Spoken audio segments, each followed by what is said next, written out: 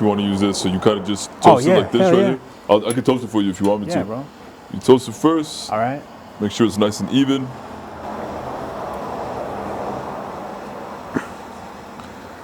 And once it's nice and toasted, you can pretty much just puff off that. Nice. Way different than a fat 3-gram backwoods. A lot different. Looks like it's a nice even burn. So watch. Just toast you real quick. Is anything off limits? I should ask. Not really, no. All right. We're not ruining brand deals or nothing like that? No, we got... No, I think I think you're good right there. All right. You got to let me know, too, if, like, this is trash or not. And be real. Like, if it's actually good. It's nice and sweet. I will tell you this. It's gay. This is the sweetest cigar I've ever had. So you're saying I'm gay? No, I'm not saying you're gay. I would never say it about you. Thank you, bro. I'm just saying this cigar is the sweetest I've ever had. But this is my first, what's it called? Fat Bottom Betty, right? Mm-hmm. Well, I like the name. It's a nice name, so I don't, Fat Bottom Betty. You would think Fat Bottom Betty would be sweet, right? So I would say so. Yeah. That's a good intro right here, but I'm going to properly intro. Let me look here. Welcome back, everybody, to the Catholic Warrior Podcast. My name's Isaac Padilla. I'm your host, and I'm here with my guide, the Mexican Rocky. You guys know him as Voice of Reason, my man. The Mexican Rocky, I love it, man. It's funny because I'm still with my cousins. I have family here, and we went to go check in with them when we got here. And my cousin, he got me a little like Rocky, like what are those called? Like the little Funko Pop bobbleheads. He's like, this is for you. I got this for you because you're Rocky. So I'm cool. So I should have had it. I have it in the truck, so I could just put it right here. It's all good. So it's a fam thing too. And so they all know that I'm Rocky, man. Mm-hmm. You know what I mean? I mean, how many times have you heard it, honestly? Man, if I had a dime for every time someone called me Rocky, man, I wouldn't need to monetize YouTube. You know what I mean? I'd be set. And another thing too, because I kind of like thought these things through in my head before. Mm-hmm. I want to let everybody know that you're from New Mexico. Yep. We're both from New Mexico. Both from New Mexico, You're man. from I saw the area code. Yeah. 505. You know what I mean? Yeah, man. You're from the norte. It was cool the way that you and I got together, man, because I actually met your parents. I met your family. Mm-hmm. First, they came to visit my church. They were passing through Albuquerque. Mm-hmm. And I got to meet your father, your mother, your siblings. They came to my Byzantine Catholic church in Albuquerque, man, and they were so cool. They were like, hey, we got to connect you with my son. He makes content too. And I was like, oh, who's your son? And he's like, oh, it's, Catholic Warrior. I'm like, yo, of course I know your son, man. Like, yeah. So that's awesome. So yeah, man. So it was cool, man. It was cool that we. It was really through your props, man, that we got to link up. And now we're sitting here, man, having a Fat Bottom Betty and relaxing, man. We just had a really good meal. Mm-hmm. Yeah, we just ate a ton of food, man. Lately, this has been a trend that I've noticed, man. We'll sit down to these podcasts, but before the podcast, whoever I'm sitting with, man, they just feed me like nonstop, man. So I'm like, me and my producer are very happy boys right now, I already know. We got a good dinner, cigars, so we're happy, man. We got to check the macros on that. I'm not gonna lie. We got to check the macros, man. I got a lot of work I need to do, man, because my guests, man, they're, you know what I mean? Yeah. Speaking of, let's rewind a little bit. Actually, hold on. Mm-hmm. It's cool to hear your side. Even just like meeting my dad and my family. Yeah. Because like when my dad called me, we have these talks all the time. My dad will call me. We totally like fanboy over stuff. You know what I mean? It's always Catholic talk. Straight up, always Catholic talk. Yep. And he calls me. He's like, guess who I saw in Albuquerque? And I knew it was you. I was like, I knew it was. Either me or John Jones, right? I know. Yeah, either one of the two. Right? Yeah. But I mean, I was super hyped up too. Yeah. And that was like last fall.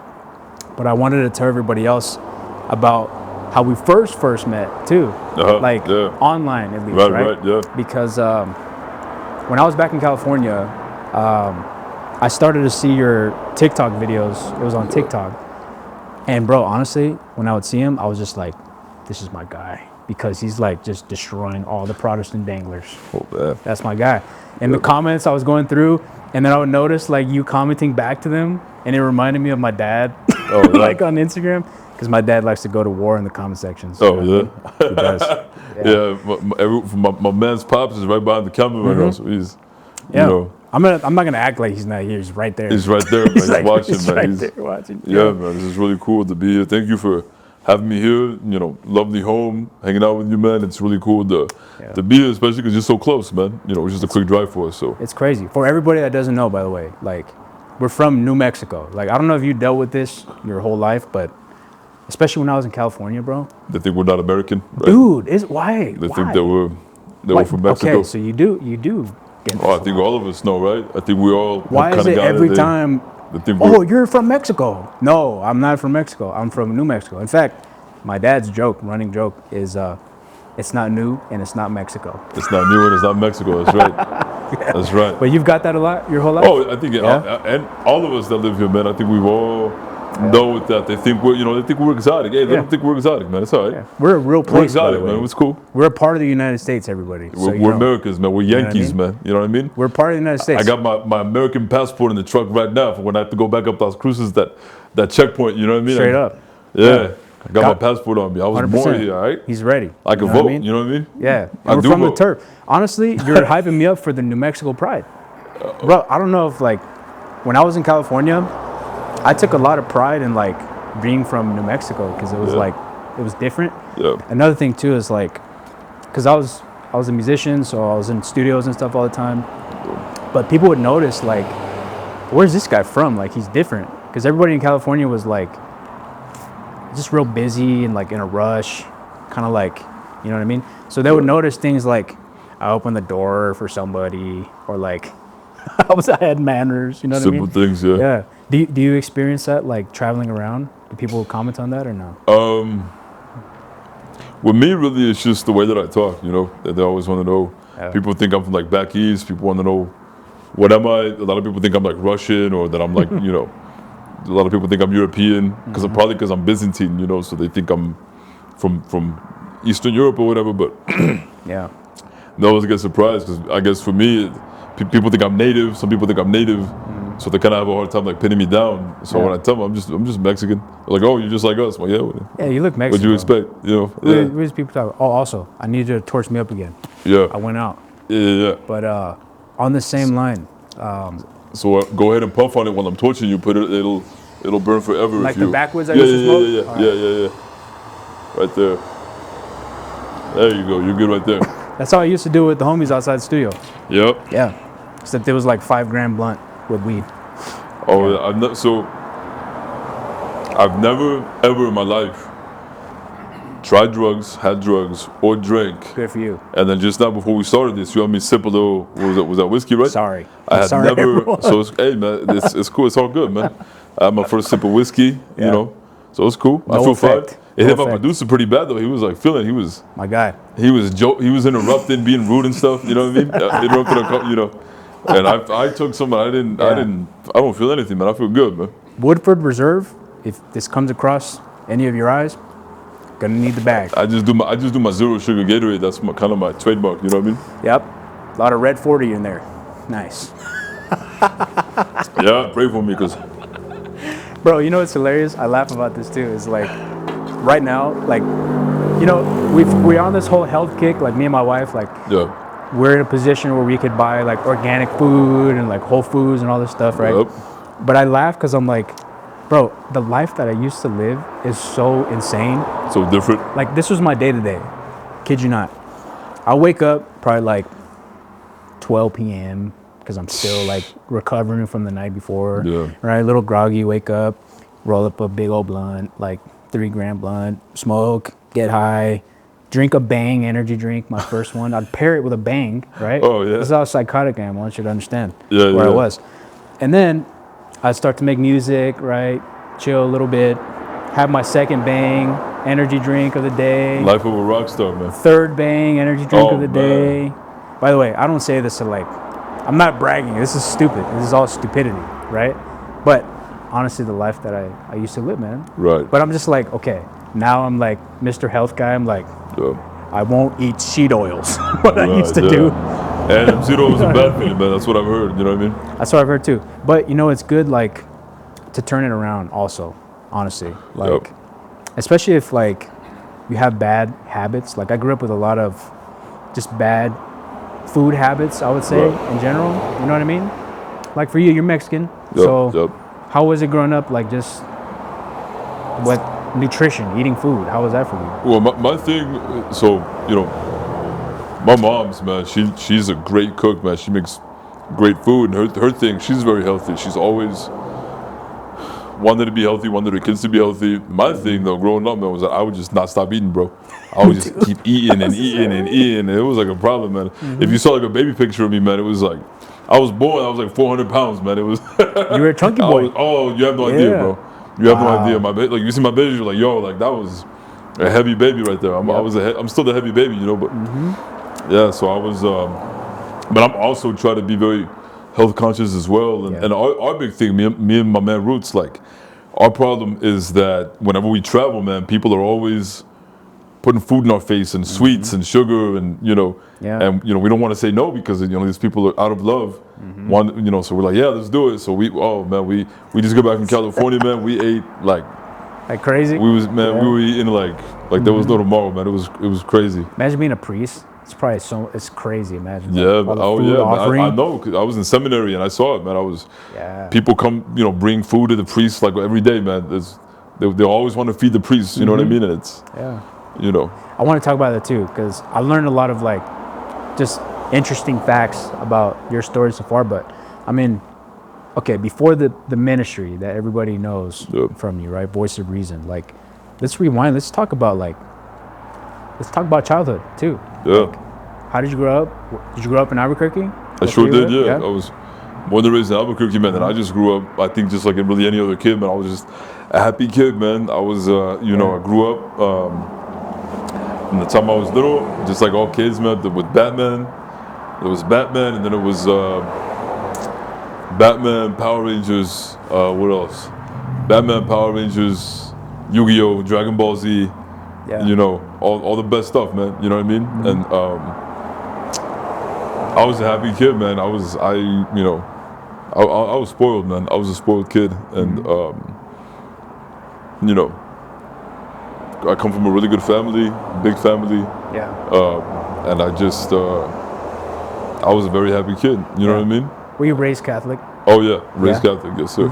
Were you formed well in the faith? Did you know your faith well growing up? I mean, it was, you know, going to mass every single Sunday. I was an altar server from the time I was, you know, I think 8 is when I started. You know, 8 or 9. Right after First Holy Communion, they allow you to serve the altar. So yeah, I knew probably what the average, you know, cradle Catholic knows growing up. You know, that's more kind of culturally Catholic. It wasn't really till I was like 14, 15 when I really started really learning the faith. You know. So okay, like this is a good point about. It's like a turning point that happened in your life, or what drew you into like really wanting to learn the faith? Because I think at 14, bro, at 14. I mean, I was a lost cause at 14 already, honestly. But 14 for you to be like, I want to learn about the faith. Like, what was that? Was it like a catalyst? You know what I mean? You know, I think that when you're that age, around that, you know, early teen years, that's the time in your life when you get really curious about a lot of things, and that's kind of the time when you start to like, you start to adopt the things that are kind of like your thing. You know what I mean? For everybody, it's always like, you know, types of music. You know, I dress in a certain way. I do this. I'm with this crowd. I hang out with this crowd. For me, my obsession, and I had all the normal obsessions. You know, music, all that. You know, girls, whatever it might be. But for me, the one thing that I was really passionate about was I just wanted to figure out, you know, what was true, what is truth itself. I wanted to figure out, is the Bible true? Is Christianity true? You know, what is, you know, does God exist? These are all the big questions that I think most 14-year-olds probably ponder, you know. But with me, I was just one of those kids that not only did I just ponder it, I went out and I went to go seek out the answers to my questions. And that's what I did, man. And that's what I've been doing ever since, just studying ever since 14, 15. And it's kind of funny, like I didn't do so well in school, in high school, because I wasn't really too concerned with like school stuff. I was more concerned with like reading, doing my homework, the stuff that I wanted to learn about religion and about history, and you know. So I was just at that age, man. Something was just a grace from the Holy Spirit, man. That I became so curious about the big questions in life that the way I always describe it was an obsession. and I was hungry, man. I just needed to learn everything that I could, and you know, through my studies, years of studying everything that I could get my hands on, you know, you come to the conclusion God exists because God has to exist. Right. It's logically impossible for God not to exist. God is personal. God reveals himself to mankind in Jesus Christ, and the Catholic Church is the Church of Jesus Christ. Yeah. And these were the things that these are the truths of the universe. Right. God exists, God is personal, Jesus Christ is God, the Catholic Church is his church. When was this solidified? Like, when did you know this for certain in your heart? So I knew, you know, around like age, 15, Wow. 15, 16 was when I knew like Christianity has to be true. Right. The conclusion that I came to was that any religion in the world is true. Christianity would be the one that's true. No other religion, you know, could be true, but Christianity can be true. It's the only one that can withstand scrutiny.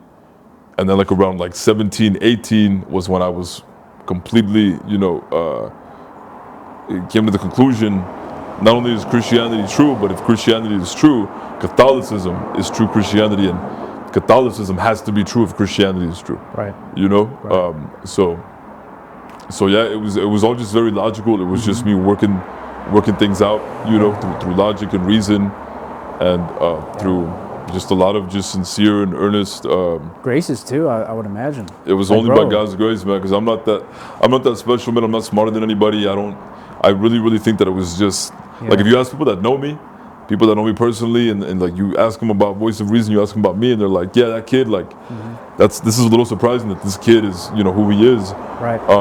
It has nothing to do with me, man. It's all through God's grace. Yeah. That I'm able to do what I do.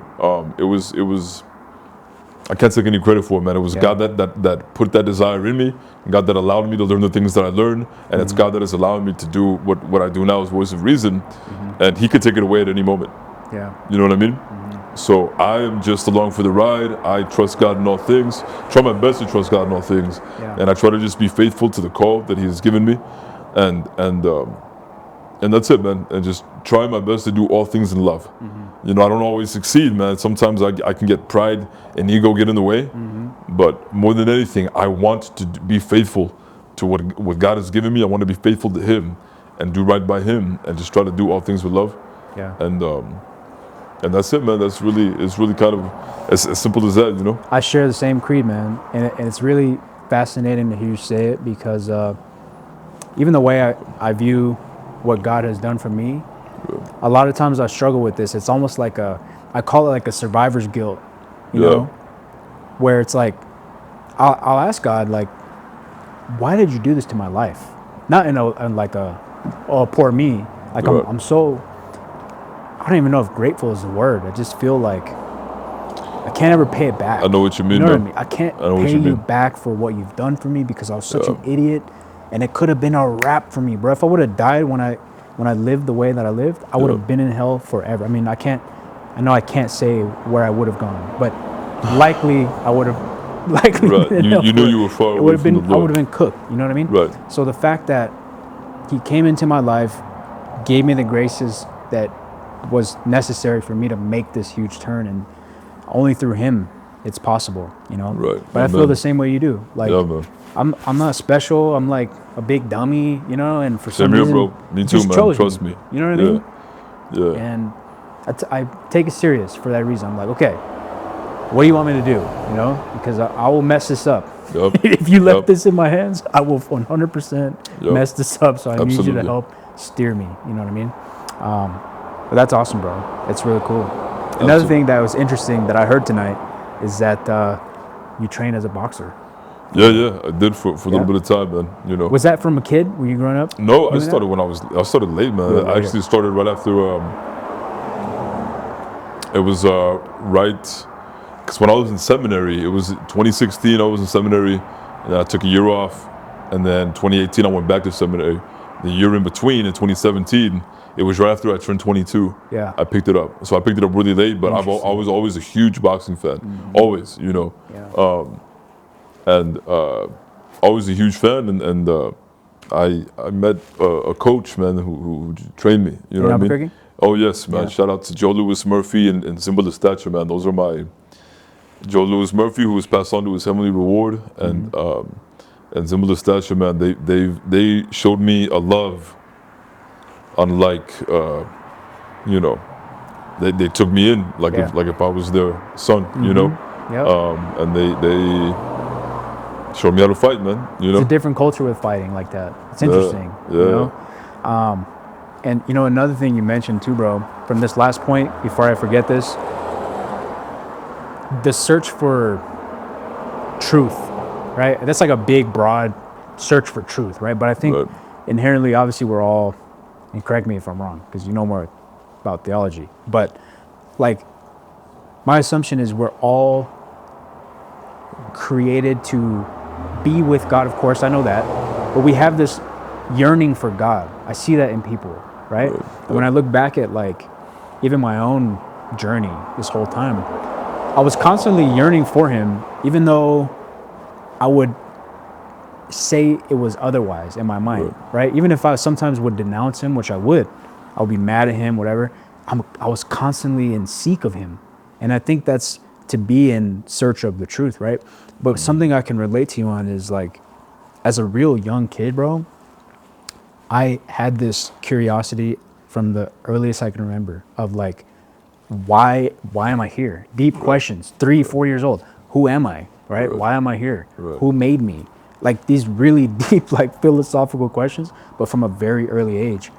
And my family knew this of me. They were like, he's kind of weird. Like, why is he's 3 years old, 4 years old, but he's like asking these really deep, profound, like personal questions, right? You were a theologian even back then, man. Woo! Appreciate that. I just didn't know yet.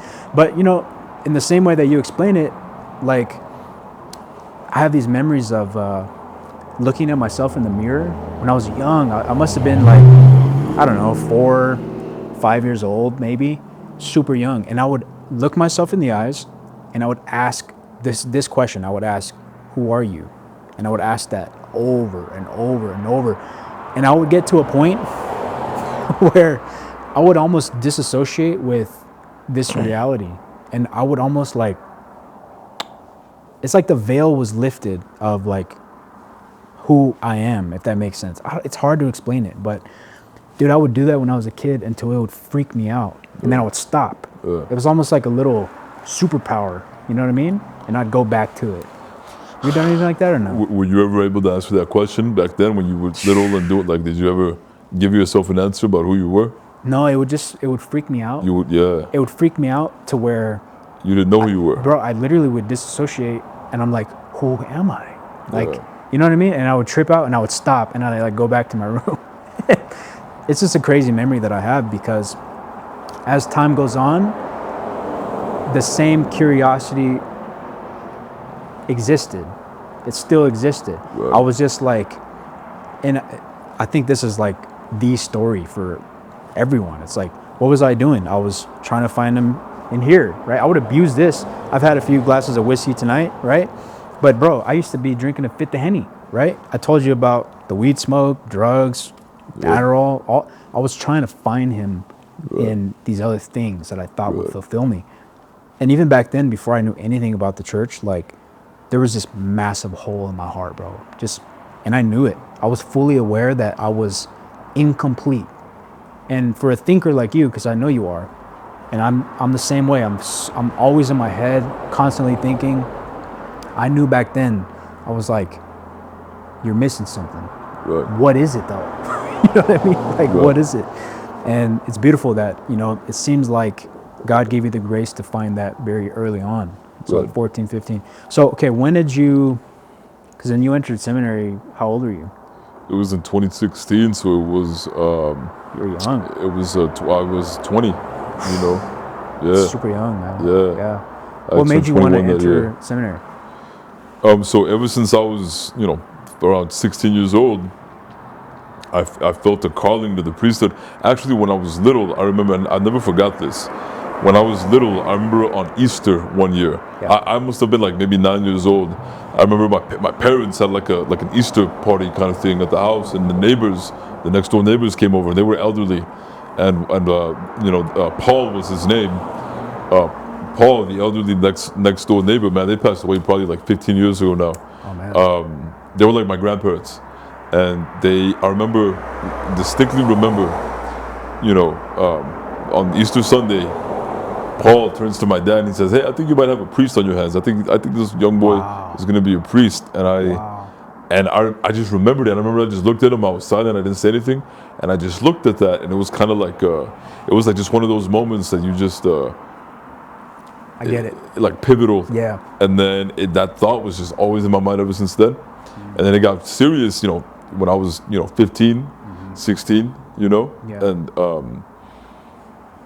and yeah, eventually 2016 I was in Mexico City just for a little bit. Wow. And then 2018 I was up north for a little bit in Española area, living with the priests up there. And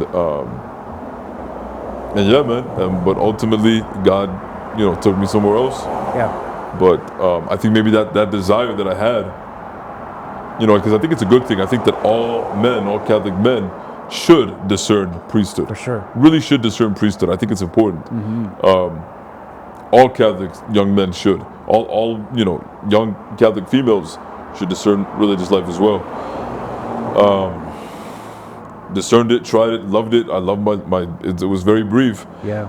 Very brief time in seminary, but I loved it, man. I loved every moment of it.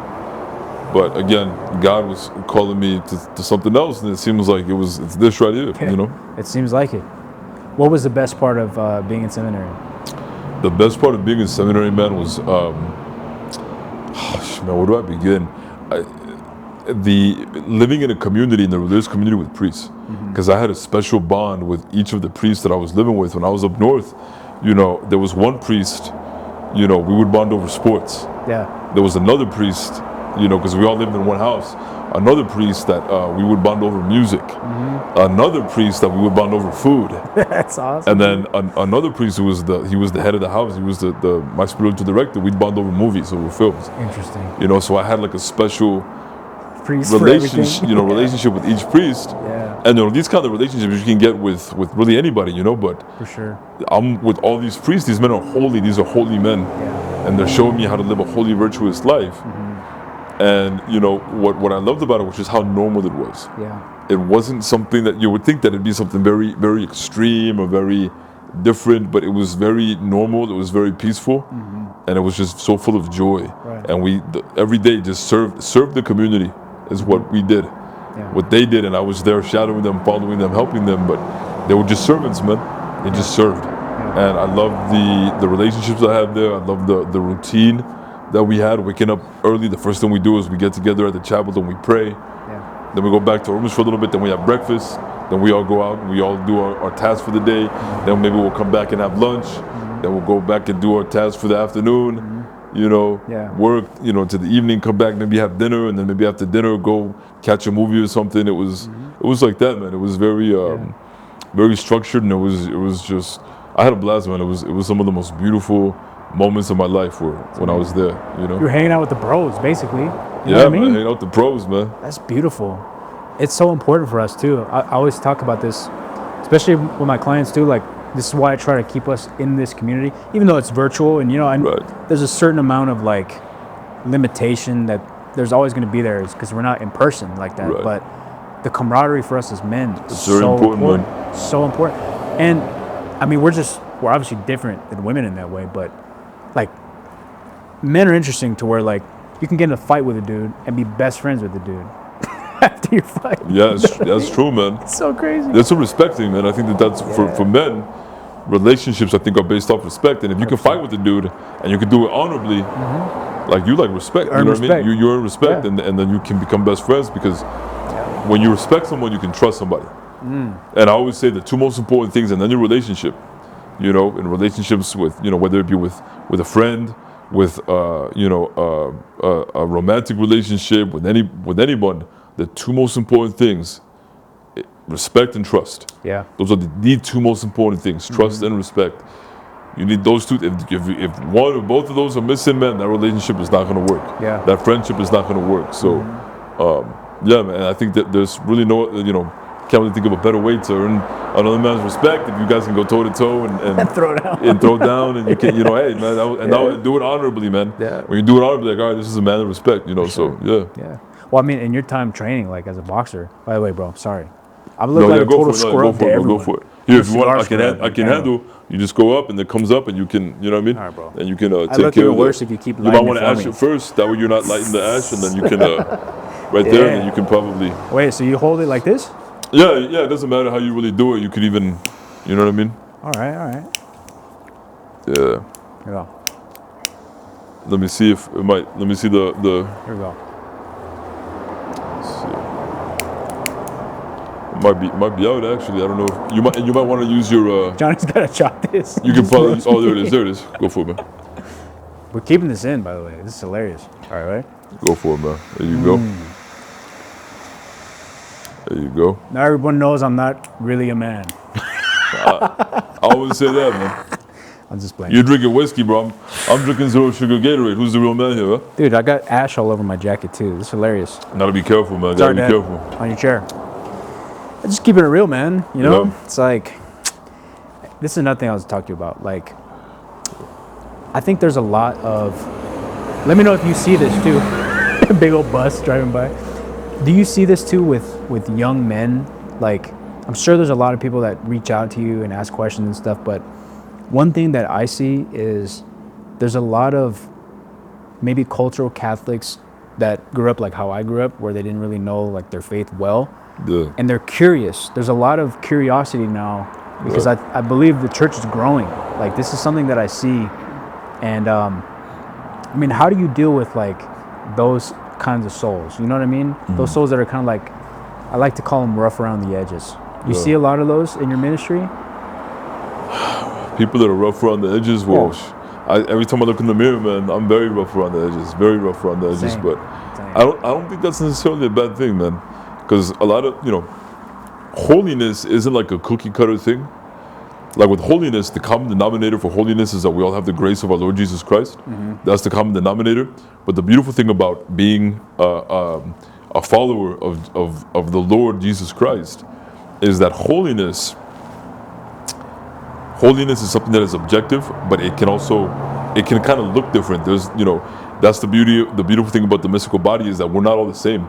We're different. Some of us are rough around the edges. Yeah. Some of us are a little more graceful, but that's beauty. That's the beauty of the mystical body of Christ. Yeah. Because you need dudes that are rough around the edges in the church. Yeah. Just like you need the very graceful guys in the church. Yep. God calls us, we all have different functions. Right. And God actually uses our personalities, our the traits that we have just in our character, our knowledge, the skill, whatever it may be. God uses that to be able to, for the gospel to be the promulgation of the gospel and for the glory of his kingdom, Mm-hmm. So I always tell people, I said, don't compare yourself. Don't compare. Don't think that you have to match exactly. You don't need to be a cookie cutter saint. Right. You know what I mean? Yeah. You don't need to be a cookie cutter saint. You need to be holy. Mm-hmm. You need to be holy. And yes, imitate the saints because the saints did it. Yeah. You imitate the saints, but imitating the saints doesn't necessarily mean that I'm going to look and do exactly as they did, because God put you where you are for a specific reason, gave you the talents that you have for a specific reason, the personality you have, the temperament that you have, your background, whatever it may be, the way you grew up, the way you were raised, your outlook on life, things that make you unique. God gave you that for a reason, and he wants to use that uniqueness of you, that uniqueness that you have, he wants to use it for the glory of his kingdom. For sure. So I always tell people, don't feel bad if you're rough around the edges, because you know what? The apostles were very rough around the edges. Oh, yeah. Some of the greatest saints ever were very rough around the edges, even after their conversion, rough around the edges, man. Yeah. I really identify myself with like Saint Jerome, man, because Saint Jerome was a grumpy, mean, crusty old man, dude. Saint Jerome was like that, like he was like great granddad, you know what I mean? Like he was a grumpy man. You got to tell me more about Saint Jerome. But if you read Saint Jerome, and St. Augustine, man, they wrote a lot to each other. They always wrote letters to each other. Were they homies or were they like? They were homies, but they would get into like arguments, man. And St. Jerome, he would fight dirty, bro. Like they would have like a disagreement about something. Yeah. And St. Jerome would tell Augustine, because Augustine before his conversion, St. Augustine was like a playboy, bro. Really? St. Augustine was I'm like familiar the fourth century equivalent of like drug, sex, and rock and roll, dude. Dang. St. Augustine was, I'm talking like concubines, child out of wedlock.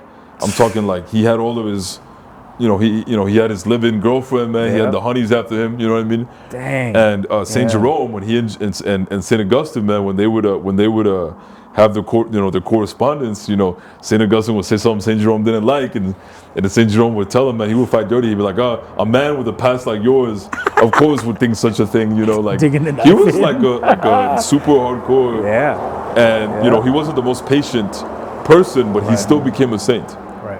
So St. Jerome prayed for me because I'm like you, St. Jerome.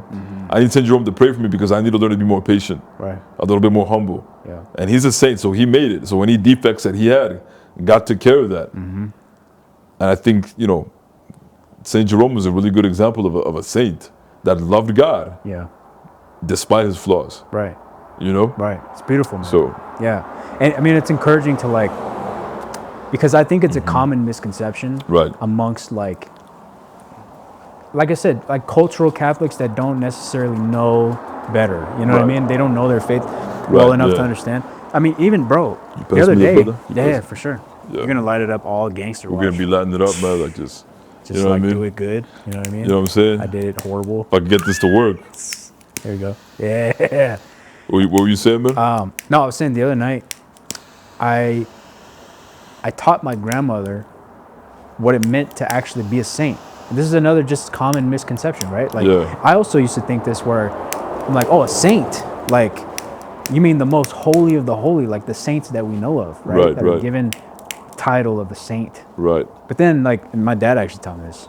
He's like, no, it just means that you're in heaven with God. Right. That's what it means to be a saint. Right. I was like, what? How did I not know this for, 25 years or whatever? But another common misconception is all of the saints, right? Even the most famous saints, most people will likely, if you're just a common person, you're probably not going to live some profound, insane, holy, wild life. Maybe you will. That's awesome. You know what I mean?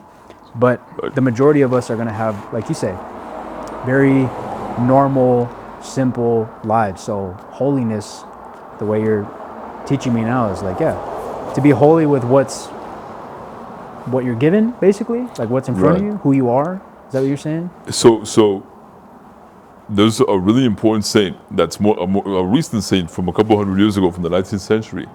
Saint Therese of Lisieux, the little flower, man. Let me tell you, she is a doctor of the church, actually. She is one of the most impactful saints ever. Her impact was huge, and she was not a mystic. She did not perform miracles. She did not have special charismatic gifts of the Holy Spirit. Yeah. She didn't have a cool backstory. She wasn't from the hood and became super, you know what I mean? Nothing like that. She wasn't it wasn't like a movie. Yeah. Saint Therese of Lisieux, man, she's famous they called her, her path to holiness was the little way. Yeah. She said, don't concern yourself with trying to do all of these big things. She said, what you want to do to be a saint, she said, do every little small thing you do. Do it with all of the love that you can. Wow. Do little things with great love. Little things with great love. Yeah. You do it with great love, man, and you become a saint. You know what I mean? Yeah. I grew up going to Saint Therese of Lisieux in Albuquerque, man, really? Saint Therese Parish. Yeah. Saint Therese, man, she is one of the most influential saints, and she didn't do anything extraordinary. She was just extraordinarily holy, because she did all things with great love. Yeah. Great love, Yeah. And it's funny because just the other day, earlier this week, my dad, so he has a shop, What kind of shop? He's a mechanic. Okay, cool. He has a shop, and I go and I help him as often as I can, whenever I can.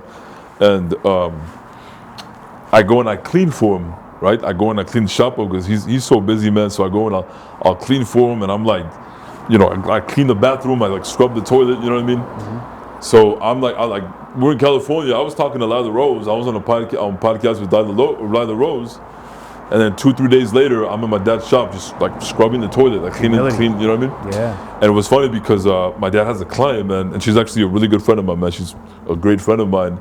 Her name's Angela. She's like she's from New York, and she's Italian. Yeah. And she's the best, man. She's so funny. And she like comes over and she's like, she sees me and she's like, what is this? She's like, Alex, what are you doing? Aren't you like famous? Aren't you like a celebrity? Like, why is your father having you clean the toilet? Soprano's wife? Like, Nice. aren't you like famous? Like, can't you like hire somebody to, you know what I mean? And she was, she was joking, but she was kind of serious. She's like, didn't you just go like on some quest to California? You're like so famous. Like, I can't go to a church and talk to anybody who doesn't know you, Alex. Like, what are you doing here? Like, you know. Yeah. And it was funny, but here's the thing. If I wouldn't be willing to go and help my father out and scrub the toilets, I'm not as holy as I should be. Yeah, it's a great point, bro. If you think that if you're too important to go and help a family member and go clean and go, you know, get oil all over you and go clean and go take the scrap metal to the, you know, and be out there in the sun, you know, dumping all the metal out. 100%. If you think you're too important to do that, you're not holy enough. If you wouldn't be willing to do that out of love, you're not holy enough, man. That's a great point. You're not holy enough. That's a great point. So I thank God so much that He has kept me from being one of those guys that's like, I don't need to do this. I'm too important. I'm a YouTuber, I'm a TikTok, whatever. Like, who cares? Yep. You know what I mean? Yep. The important thing is, it doesn't matter what you do, it's are you holy? Right. Are you holy? Yeah. Do you do small things with great love? And that's what it's all about. You know, if I were to, I do make all my videos and I teach the faith, but if I can't do that for my father or be a good son, try to be a good son and hold my tongue, whatever it may be a good, you know, a good brother, a good member of the community. Yeah. If I can't do those things, then what I'm doing here, it doesn't matter, man. For sure. It really doesn't. You know what I mean? It's about being holy. That's what I'm concerned with. Yeah. You know? So God help me, man. God help me, because I can't do it by myself, man. Yeah, man. Nobody can. Yeah, it's interesting you make this point. By the way, I'm gonna steal that lighter real quick. Here. On this same point, you know, back when I had my reversion and everything was real crazy in my life, and like my life was just changing so drastically. I think we're having trouble with that. You might want to use your I know you had your lighter. I think that might work better. You might, the lighter should work. Anyway, so during this period of my life, like when I was first coming into the church, dude, everything was so just insane still in my life of learning all these things, right? Yeah, it works way better. By the way, these cigars, I like how they burn, man. I really like how these burn. They went out like 5 times already. Really, yeah, but they still burn. It's a nice thick smoke, man. So I'm good, man. You did good. All right. So you're saying I'm not gay with the selection? I would never say that about you, man. You never said it about you. By the way, Trump's in office. We can say gay now, I think. We can say gay now? You know what I mean? I'm going to say everything that I couldn't say back in December, you know what I mean? Back in like 2 months ago. Yeah, you know? Everyone's like out of the shadows, like creeping out. Everyone is, I don't know. You know what I mean? We can say gay again? Nice. That's how it is, bro. It's funny. But no, bro, it's a great point you make, because me and my dad, we talked about this before, but when I first moved back, well, one, it was like the biggest, it wasn't even like a slice of humble pie. It was like God smashed the whole pie in my whole face, you know what I mean? It was just like nothing but straight humility for like months at a time, bro. Thank God, man. That's what we all need, bro. Thank God. I needed it. And, you know, I mean, he knows I'm a prideful bastard, so I needed to get smacked around, straight up. You're preaching to the choir, bro. You know what Trust I mean? me. But, you know, there was a couple very important, like, very humbling parts of the journey. One of them was the fact that I was living in my mom's house, in my old room, with my, now she's my wife, but at the time she was my girlfriend. Right. And we were pregnant with our first child. That was a very humbling thing. Because I told you earlier, like, I was at a point in my music career where I was like about to blast off. Like, Right. I told you there was this video of Drake streaming my song. Drake was bumping your joint, bro. Like, That's crazy, man. I was like, I'm gonna be famous. Like everything I planned, like in my head. And I was like on this I told you so kind of run. All the people that, even though nobody like discouraged me, I don't think. Just in my mind, I was like, I made it. You know what I mean? I had this like chip on my shoulder. But I'm saying like he really humbled me in this profound way where like now all that's gone. Like it was like a little peak, a bubble, boom, just exploded. Now I'm back in this room with this woman, with my child in her room, in my mother's house. And I'm like, well, what's happening in my life? It's right before COVID, right? The world's starting to freak out. I'm like, am I going to die of the plague at 21 years old? Like everyone's freaking out. And time goes on and just nothing but just more humility, right? Eventually we go through the miscarriage a few months later. That was like that was the pinnacle of like God bringing me down to my knees and being like, well, what now? You know? That's where I really understood like, well, there's nothing else but you. That's it. It's just you here, you know? And along the journey too, like I can relate to you just helping, okay? At a certain point, I was working for my dad's construction company. Yeah.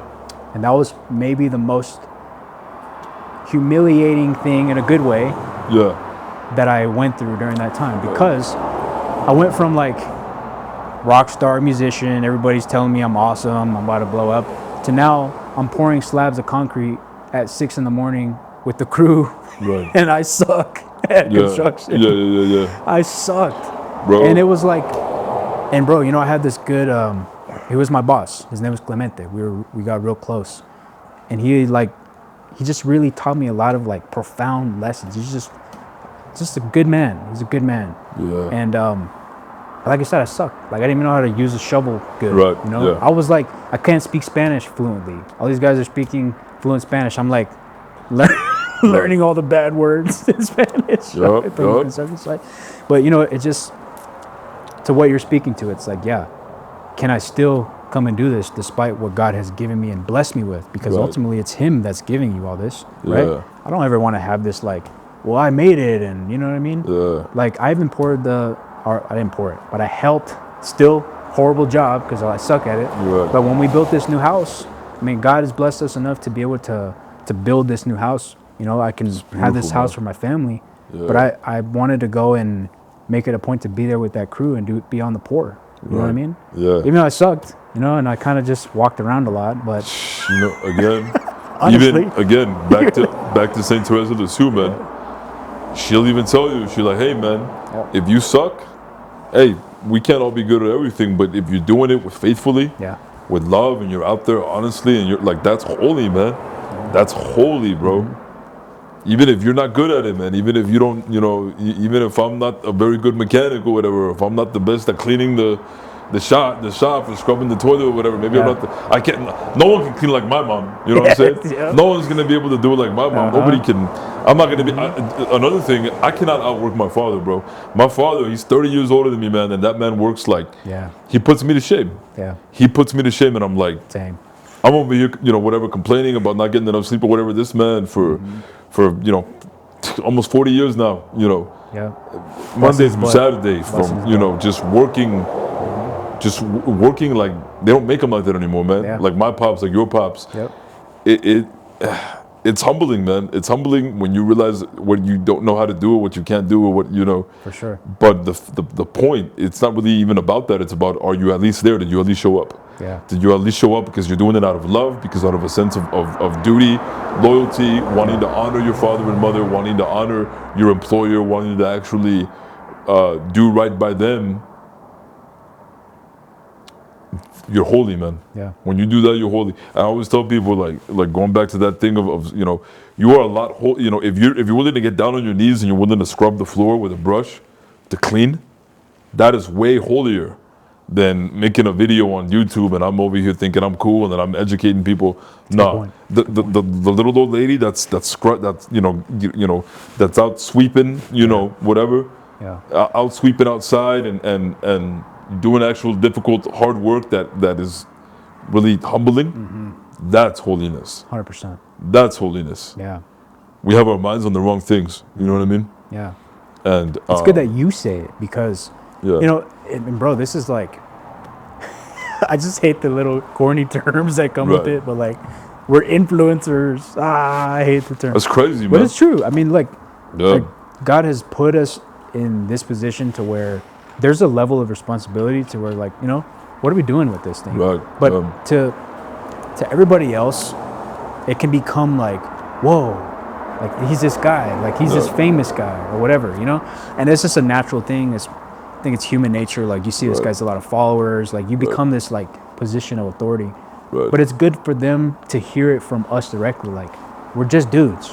Right now, you guys watching, we're dudes smoking cigars.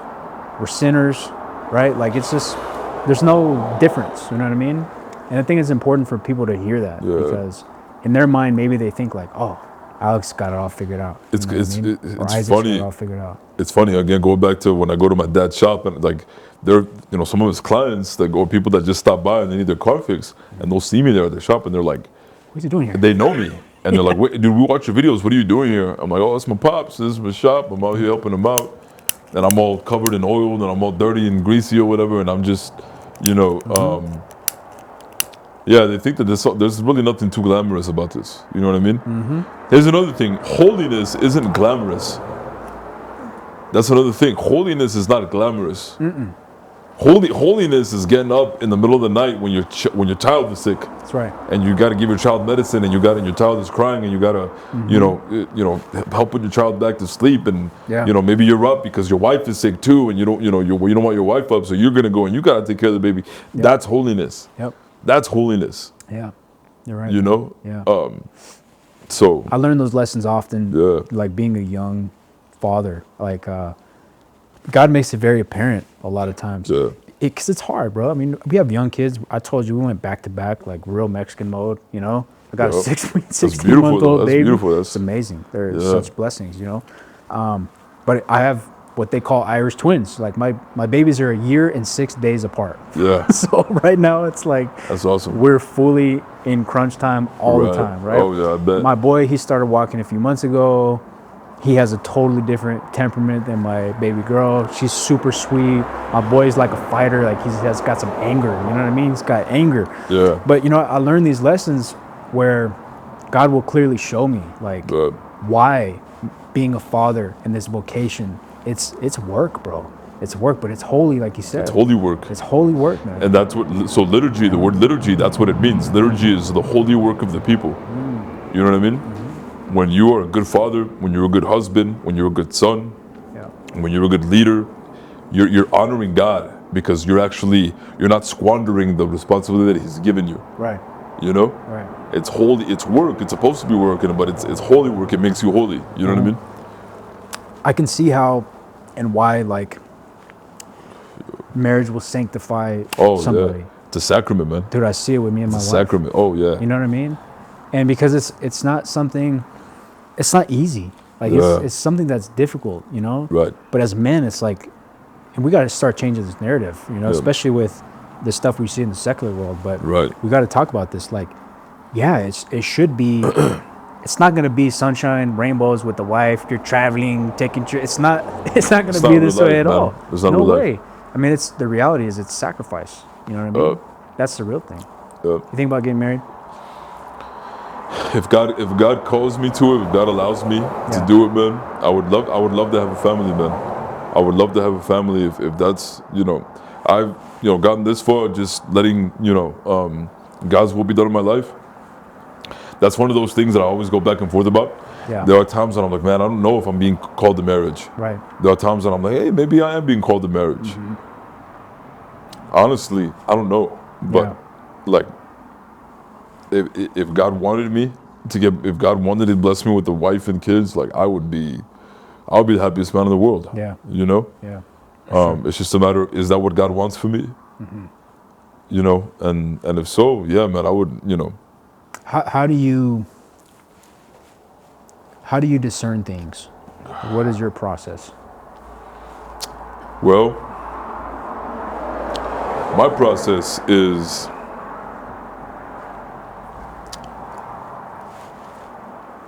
I pray and I say, God, again, holiness isn't like glamorous, and it doesn't, a lot of people think that, the holy, it's like very like deep and like mystical.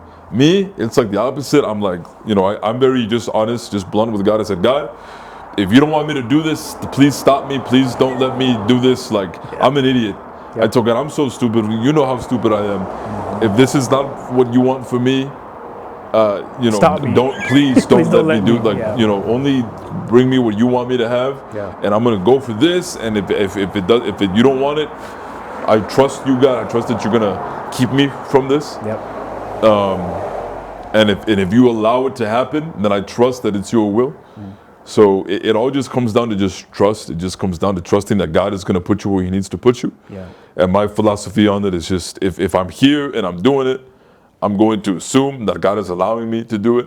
And then, in the situation, if there's something that, feels off, or that I know, violates my conscience, then I know that I shouldn't be here, And doing that, I'm always in good situations, and good fruit usually almost always comes out of the decisions that I make. Not because I'm such a good decision maker, but because I am totally trusting that God is going to keep me from the things He doesn't want me to do, and that He's going to put me exactly where He needs me.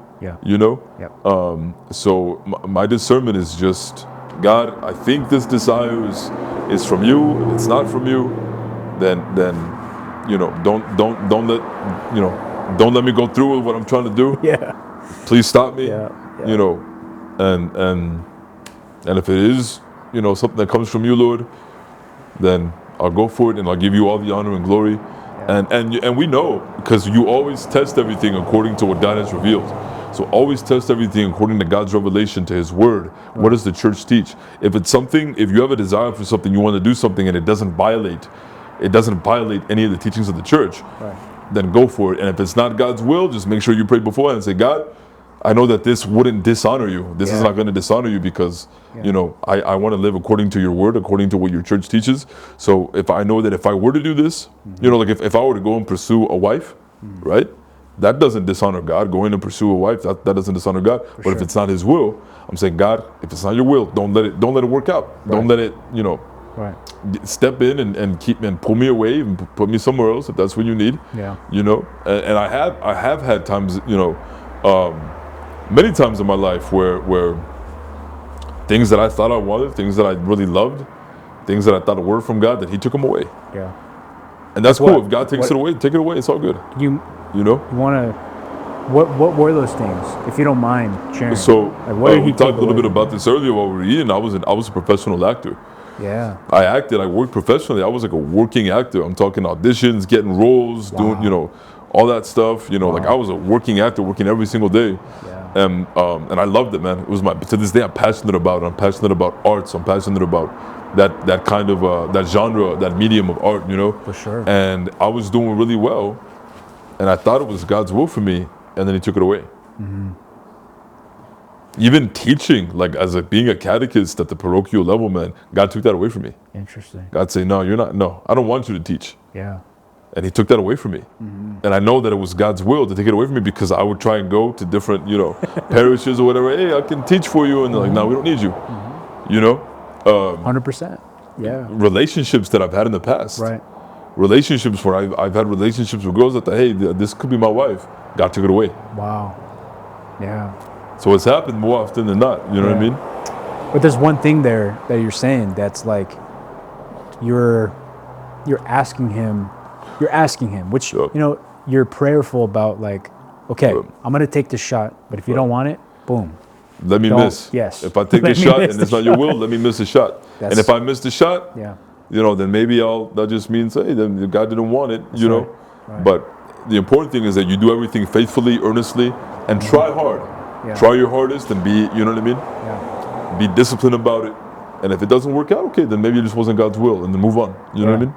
So that's kind of how I've always lived my life. It makes total sense. I mean, with music, I can relate to this too. We were talking a little bit earlier, but like, that's still something to where I struggle with discerning. Yeah. And I don't know how you think about this stuff too, but you know, something that really fascinates me is spiritual warfare. And it was one of the, I guess, like one of the main things that kind of bridged the gap for me more so into Catholicism, because I was fascinated by it. I was curious. I was like, Right. And also I got my butt whipped so bad by demons when I was first reverting that I needed to know. Back to the wanting to understand what's happening, the truth, this seeking of like what's going on in my life. So once I started like learning more about spiritual warfare, like I think the first book that I read was it's called Slaying Dragons. Have you read that book before? I think Charles Fron, I think, was the author. I don't know if he was a priest. I know it, but I've never read it. Yeah, I mean, it's basically like, to me, it felt like a manual on how the demons interact. Right. And so once I read it, I was like, oh, it's like studying a fight or studying a fighter. Yes. You get what I'm saying? Yes. It's the same thing. I'm like, oh, it's like I watched film a million times. So when I started to see like what was happening, I was like, okay, now this makes more sense to me. You know what I mean? So when it comes to music, like as far as discernment, I go back and forth in my mind of like, okay, is this something that you wanted me to do? Right? I told you before, I've had like angry conversations with God in my car out of frustration, but maybe that was in hindsight him telling me like no, because I tried so hard and it just didn't work. I mean, he definitely took it away from me pretty blatantly, but I even tried after I was reverted to be like Catholic R&B guy. You know what I mean? That was my first thing before I started Catholic Warrior. Was I was really trying hard music and I just kept hitting my head against the wall. Nothing was working. And then what's crazy is this is how I first saw you, was when I finally raised my white flag and I was like, you know what, God? Okay, I hear you. You know I'm going to do this? And it was painful, bro. It took me years to get there, even after my reversion, because music was something that I just so dearly attached to. It was my identity. It was everything in my life. And to let it go was heartbreaking. Because I reached that point. I remember, bro, I'll never forget sitting in my little freaking Toyota Camry beater in California outside of the apartment. And I came home from work like late one night and I'm just bawling tears in my car because I gave it up. I told him, I was like, okay, it's yours. Like, I don't know why you don't want me to succeed because I'm so good at music. But you obviously don't. So I gave it up to him. And then, big old truck passing. And then I started to see your stuff on TikTok as well. And I was like, this guy is raw in the sense where like, yes, he's brilliant and he's an apologist and you're doing these videos that help me understand my faith better. But the edge is like, he's like me. I can just tell, right? I can identify. And like back to what you're saying, not that it's bad that we have like different individuals part of this body, right? Because everybody serves a purpose, you know? But for a guy like me, bro, it was just really fitting. So now that we're speaking, you're telling me like I was a boxer. All these things make sense to me because I can soak that vibe in just from the content. I was like, this dude's real. He's been punched in his face a few times. I could just tell. You know what I mean? I have. Man. You know, it's good to be, like I said, it's not necessarily a bad thing to be rough around the edges. Because I think that's what's kind of needed nowadays. You kind of need the guys, because the world is so rough around the edges that sometimes when someone comes and they're trying to present the gospel and they're trying to share the faith, and the world looks at a person that's too perfect, a little too clean, a little too, it's like, but then when someone like maybe this guy like me, I mean, if I come along, or anybody that comes along and they see me, I talk a certain way, I carry myself a certain way, you know, you can tell that, hey, if you want to, you know, I'm down for a fist fight if you want to, he's with like, that. And it's like, hey, you know, like, you know, they can connect. You can connect. You know what I mean? It's like it's yeah. You know, I'm a little. Again, don't be cookie cutter. Be yourself. You know, for sure. Be yourself authentically, but be holy. Yes. Be the holy version of yourself. Don't try and be the holy version of Saint Francis. Right. You know, to be the holy version of yourself. For sure. God wants you to be you, authentically you. God wants you to be the best version of yourself, the holiest version of yourself. Yeah. But still be yourself. Dude, you know? That term right there, because, okay, you've heard this buzz term, like, the best version of myself, right?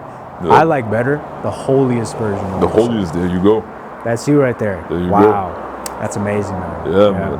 I think it's like, it's something that a lot of guys, especially the guys that I talk to that are interested in coaching, right? Yeah. Plenty of them, their biggest struggle isn't necessarily like the basics that I see, whether it's like nutrition tracking or not working out or whatever. It's mainly just like spiritual issues. Right. That's what I see mainly, right? Right. But it all coincides. It's like, okay, if there's a lack of discipline in one of these areas, it's very likely that it's going to be in all of these areas, right? But it all starts at this like spiritual foundation. You know what I'm saying? Right.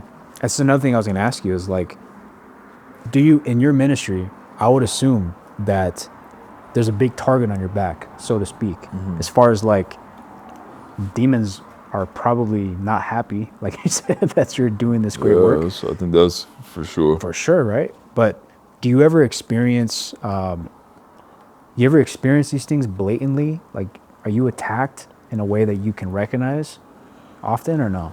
The devil always knows how to get you, man. The devil knows how to get you. The devil knows how to press your buttons. Yep. And for me, it's interesting because, you can go to, we can take a trip to California or wherever we are, Jersey, wherever we are. You can have all these people that come up to you and they sing your praises and they want to take pictures and want to shake your hand. They want to, they meet you and they're so excited to meet you and they make you feel like you're a celebrity or whatever. And then you go home. I go home to my family, and I'm this great guy out in public when I'm, being voice of reason out in public, and then I come home, and then in my personal relationships, I'll get into fights. Yep. With the people that I love, the people that are closest to me. I'll be a bad son, or I'll be a bad friend, or I'll be a bad whatever. I'll be a bad, you know what I mean? Yeah. And my brokenness kind of shows, and I think that the Satan knows that I love like my family more than anything else. Yeah. I love my family more than anything else, so he attacks me through that. He tries to,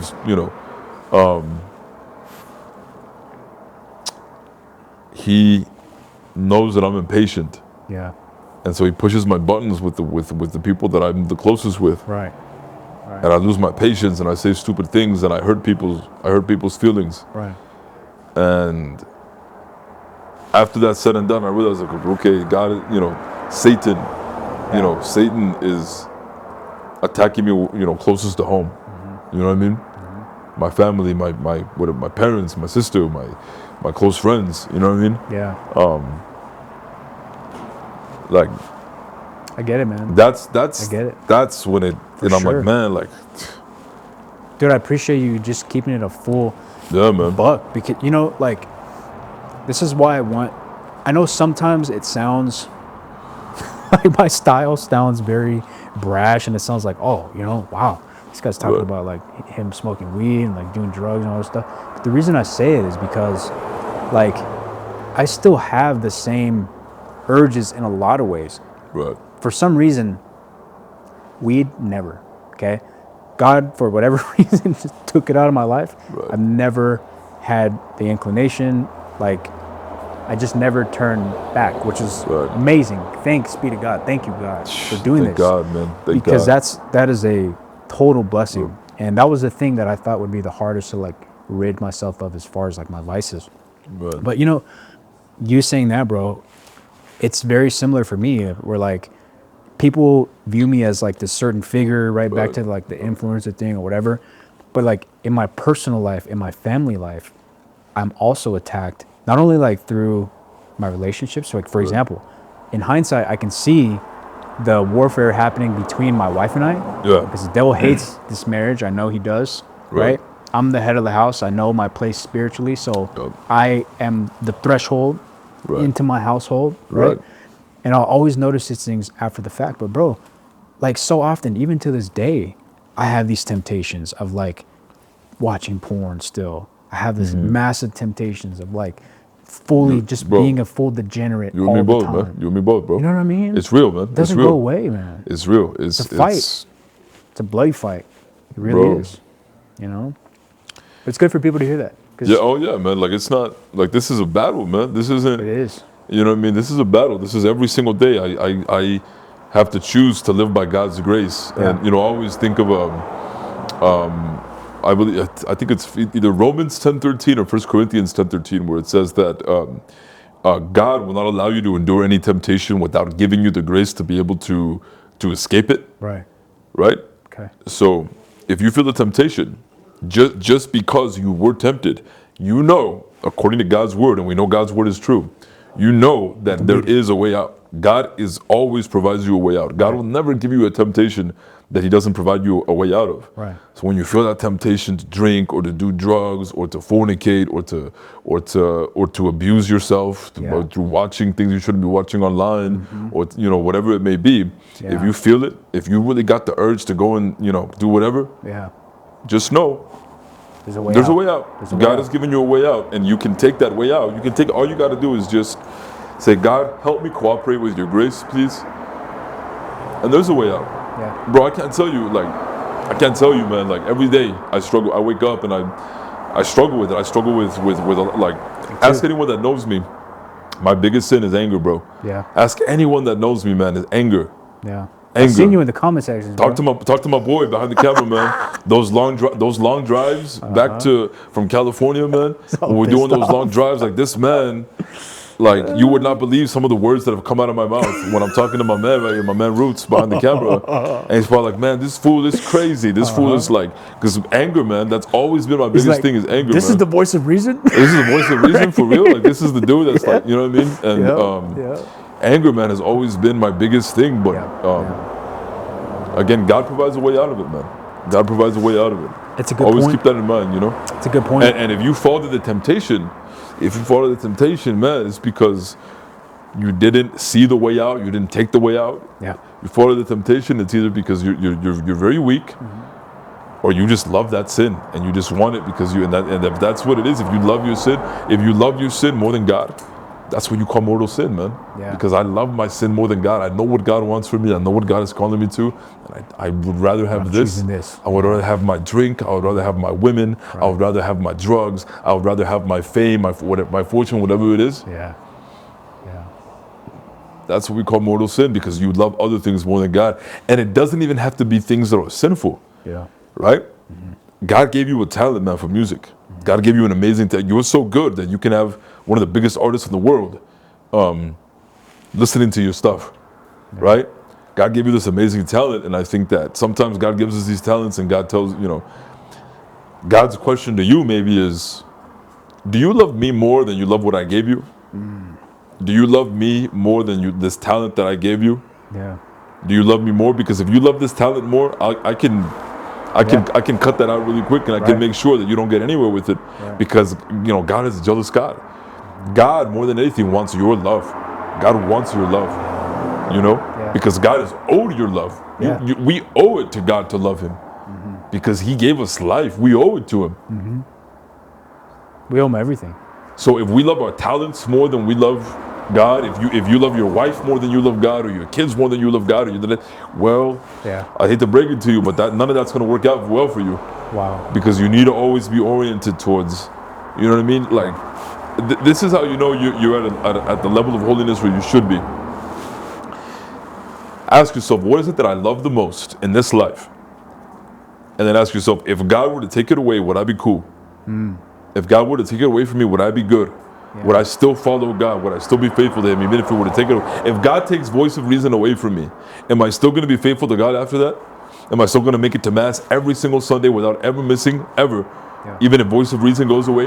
If all of my followers leave me, if all of the comments stop coming in, if I'm not making any money anymore off of YouTube or TikTok or whatever, if Roots leaves me and he doesn't want to work with me anymore, and I can't do voice of reason anymore, am I still going to be faithful to God? Yeah.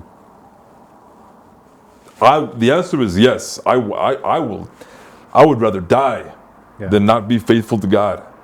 And that doesn't mean I'm perfect. I mess up so much, but I would never willingly want to. I would never want to be voice of reason more than I want to be a follower of Jesus Christ. Yeah, man. And I can honestly really say that. Yeah.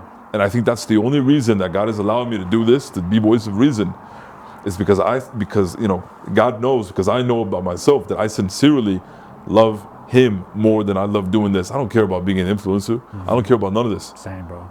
I've been following God to the best of my ability since I was 14, 15. Long before I ever imagined that I would be doing this. Yeah. So I think the only reason God allows me to do this is because he knows that I'm not going to let this get in the way of following him. Right. You know? It's beautiful, man. And look how he's blessing you and using you for bringing souls to him. And you know, like, praise God, man. Bro, what you're speaking to, I relate in the way of my process when I first came in, or back into the church rather. Right. It's the same process that I will give my clients to this day. It's never changed. And because it's so personal to me, the same thing that what you're saying. When I first reverted, I had no idea what was happening, to where I needed to like figure out how I was going to maneuver in my life from now on, because it was such a drastic 360 of like, I'm living this rock star rapper life now I'm going to try and become a holy Catholic man. Like, you're leveling up, bro. Bro, that's a full 360. You know how many rappers and musicians and pop artists and famous people are so miserable? I know, man. Miserable, bro. Miserable. Plenty. Miserable, man. Yeah. Like, bro, you're leveling them up, dude. No, you're leveling them up, bro. Thank you. You're leveled up. You know what I mean? I appreciate it. Okay, Drake listened to your song on IG Live. That's cool. But bro, I know. When you're in God's grace, you're in God's grace and you go, you can receive the Eucharist. Yep. If you can receive our Lord Jesus Christ, body, blood, soul, and divinity in the Eucharist, man, who gives a shit if Drake listened to your song on IG? Straight up. You know what I'm saying? Yep. Who cares, have to clip man? That, Johnny. No, who cares, bro? Yeah. You know what I'm saying? Straight up. Kendrick is better anyway. So who cares, man? You know what I mean? So no, for real. So yeah, man. Yeah. Like no one. I get it. We get to receive the Lord Jesus Christ, man. Yeah, it's the biggest flex ever. That's it, man. You won. You won. Facts. You got a beautiful wife, beautiful kids, and you get to receive the Lord. You know what I mean? You won, bro. You won, baby. You're a winner. You know what I mean? You have the most important things. So everything else is just extra, man. It's extra. You know what I'm saying? You sound like my guardian angel a lot right now, honestly.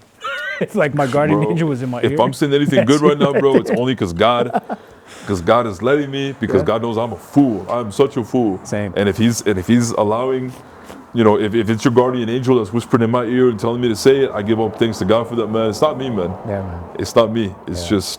I feel the same. I really do. I just want to be holy, man. You know what my process was when I was first reverting, okay?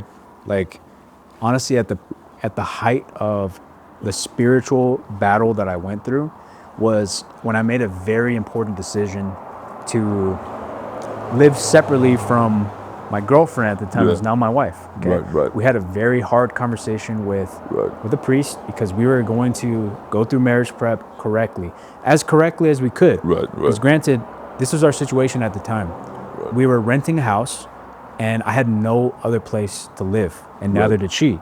Okay, she came from California. She left her whole family to come be here with me, right? Yeah. And we lost our child, and like now we just have to figure it out. So, and now we're going through this reversion, and then I proposed to her, and we're going through this very early stage of marriage prep. So this priest told us that we at least would have to live separately within the same house.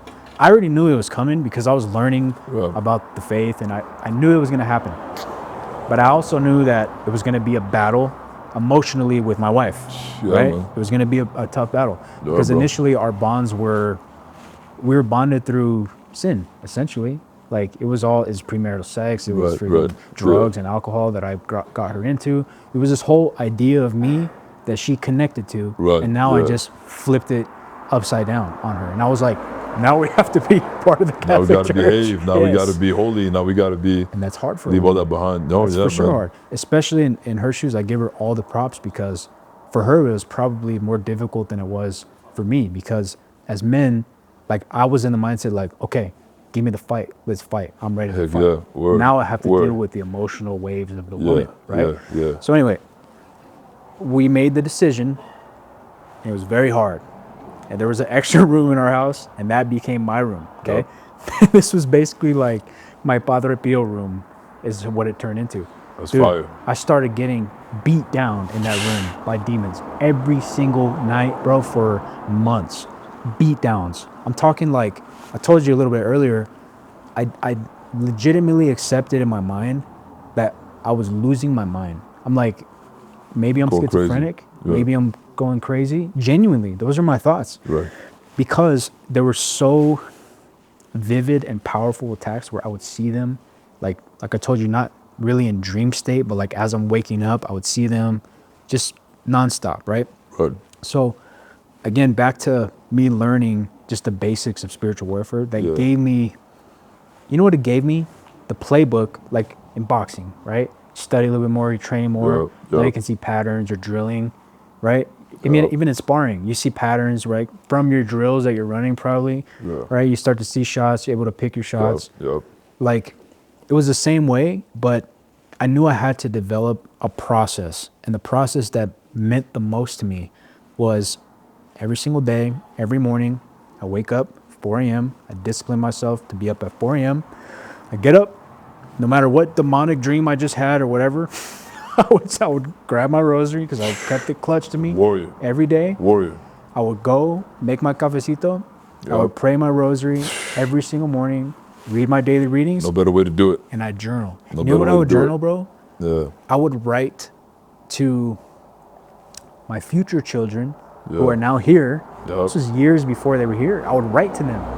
I have the journal. I have a little purple notebook in my desk. That's beautiful, and I wanted to attach myself emotionally to it so much to where I was like, the vision was so far ahead. Like, I will not let you down. I will not let you down. I would write to them every single morning, call it my 5-minute journal. Set a timer, 5 minutes, right? Pray my rosary, drink my cafecito, read the daily readings. That was my get down every day. And then I go smash the hardest workout ever. Every single day, okay? This is the same thing I teach my guys to this day. Beautiful, bro. Because the same thing you're saying. That's hard, bro. Bro, if this all came crashing down, right? If God wants us all to be taken away, if I lose all the followers, if nobody cares about me anymore, you already won, dude. Bro, you remember that video of Andrew Tate where he's like smoking the cigar after he gets out of jail? Oh yeah. In his room, like pacing. That's how I feel when I'm doing it. That's how you feel. You feel like you're coming out of the hyperbolic time chamber, man. You're in your sand armor and you're like a warrior, you know? Catholic warrior. That's hard, bro. That's where it was birthed. And you know, Alex, bro, when I was going through that, the seed of Catholic warrior was solidified in my mind then. Because you know what? As I got more in shape and I changed my life and God gave me all this grace to like literally become this warrior through putting me through the fire. I was going through the fire. I realized, and I started looking at all the men around me. I was like, they need this. They need this. I would look in the pews at mass.